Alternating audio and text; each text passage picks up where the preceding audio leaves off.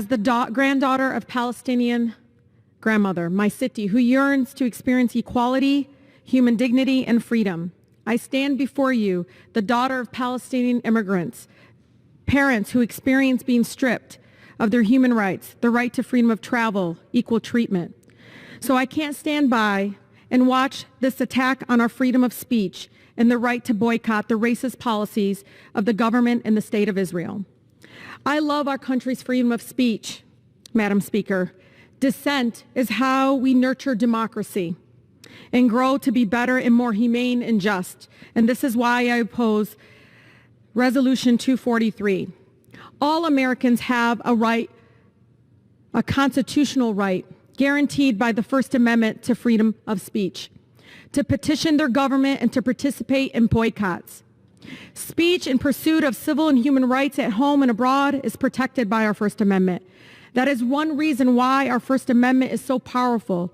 With a few exceptions, the government is simply not allowed to discriminate against speech based on its viewpoint or its speaker.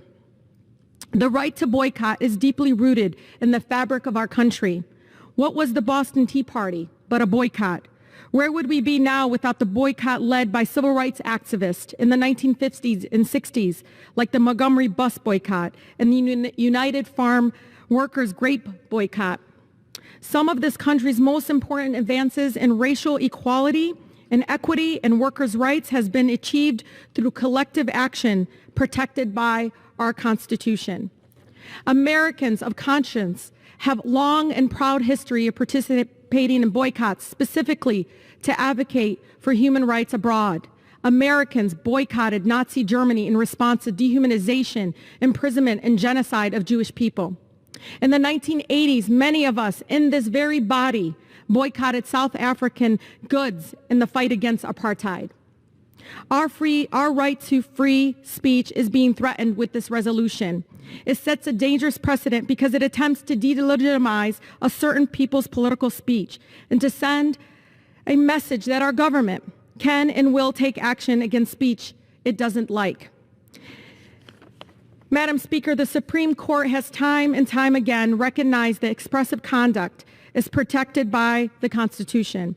From burning a flag to baking a cake, efforts to restrict and target that protected speech run the risk of eroding the civil rights that form the foundation of our democracy.